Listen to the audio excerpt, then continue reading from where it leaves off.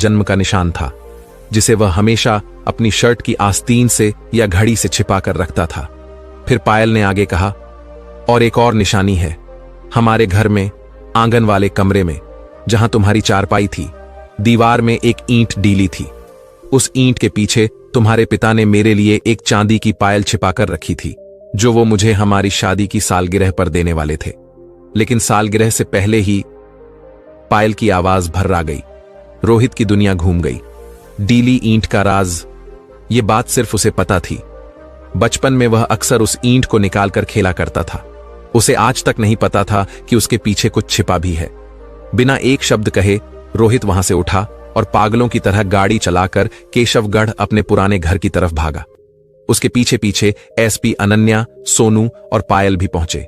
रोहित भागता हुआ उस खंडहर में घुसा, उस कमरे में पहुंचा और दीवार को टटोलने लगा। एक जगह पर एक ईंट सच में डीली थी। उसने कांपते हुए हाथों से उस ईंट को बाहर निकाला। अंदर की खोखली जगह में एक छोटा सा कपड़े का टुकड़ा था, जो 20 सालों में गल चुका था, और उस कपड़े के अंदर धूल और मिट्टी में लिपटी, काली पड़ चुकी एक चांदी की पायल थी। जैसे ही रोहित ने उस पायल को अपने हाथ में लिया, उसके सब्र का बांध टूट गया। वह वहीं जमीन पर घुटनों के बल गिर गया और फूट फूट कर रोने लगा। 20 साल का दबा हुआ दर्द, अकेलापन और धोखा, सब कुछ आंसुओं में बह निकला। सोनू और पायल दौड़कर उसके पास आए। तीनों एक दूसरे से लिपट कर रोने लगे। यह एक अद्भुत और अविश्वसनीय मिलन था।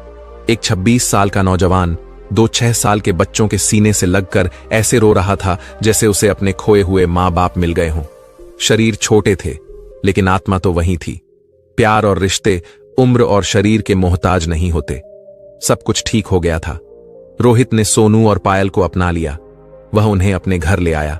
शुरुआती कुछ महीने बहुत भावुक और अनोखे थे। रोहित अपने माता पिता की आत्मा वाले उन बच्चों की देखभाल करता और वे उसे अपने बेटे की तरह दुलार करते। वे उसे पिछले जन्म की कहानियां सुनाते, जिन्हें सुनकर रोहित का बचपन लौट आता। लेकिन समय के साथ एक अजीब बदलाव आने लगा। सोनू और पायल की पिछले जन्म की यादें धीरे धीरे धुंधली पड़ने लगीं, जैसे किसी पुरानी किताब के अक्षर मिट रहे हों। वे अब राम और राधा की बातें कम करते और बच्चों वाले खेल कूद में ज्यादा रमने लगे। उनकी बोली, उनका व्यवहार, सब कुछ अब पूरी तरह से 6 साल के बच्चों जैसा होता जा रहा था। एसपी अनन्या, जो इस केस से और इस परिवार से जुड़ी हुई थी, उसने ने भी यह बदलाव महसूस किया। उसने कुछ बाल मनोवैज्ञानिकों से भी सलाह ली। सबने यही कहा कि शायद उन आत्माओं ने अपना काम पूरा कर लिया था। उन्होंने अपने बेटे को सच बता दिया था